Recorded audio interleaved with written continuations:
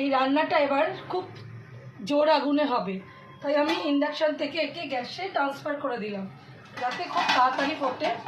আর এর সাথে সাথে আমি এর মধ্যে এই ভাজা বেগুনগুলোও অ্যাড করে দেব একটা একটা করে। যে বেগুনগুলো আমি ভেজে রেখেছিলাম সেটাও একে একে এখানে অ্যাড করে দেব। খুব বেশি টকবক করে এখন ফুটবে।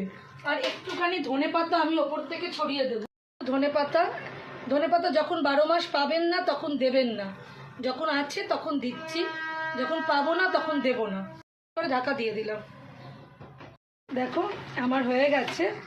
এইটুকু গ্রেভি আমি রাখবো, কারণ এই গ্রেভিটা না থাকলে বাচ্চা খেতে অসুবিধা হবে এবং এটা খুব তাড়াতাড়ি টেনেও নেবে, শুকিয়েও যাবে, এতটা থাকবে না। তো নামাবার আগে গরম মশলা কারোর মনে হলে দিতে পারো, আমি দেবো না আজকে। আর একটু কাঁচা লঙ্কা ছড়িয়ে দিলাম, যেহেতু তোমার এই মাছটা লোটে মাছ একটু ঝাল ঝাল ভালো লাগে, একটু কাঁচা লঙ্কা ছড়িয়ে দিলাম নামাবার আগে। ধনেপাতা আগেও দিয়েছি একটুখানি গন্ধটা ওঠার জন্যে, আবার নামাবার আগে আর একটুখানি ধনেপাতা কাঁচাটা উপর দিয়ে দিলাম। এবার আমি জিনিসটা নামিয়ে একটা ছড়ানো থালাতেই আমি রাখবো, যাতে এটা খুব সুন্দরভাবে থাকে, এই থালাটাতেই রাখবো।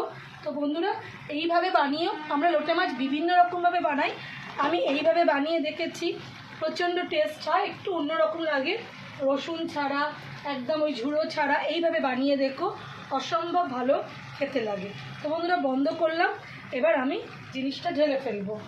আমি এই ছড়ানো জায়গায় এটাকে ছড়িয়ে রাখবো, মানে কোনো আমি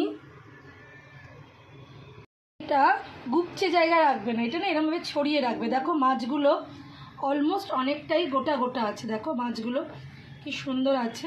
এটা না এরকম ছড়ানো থালায় রাখবে। দেখো মাছগুলো দেখো, এই দেখো মাছগুলো কীরকম পুরো পিস পিস আছে, দেখছো? এ দেখো মাছগুলো।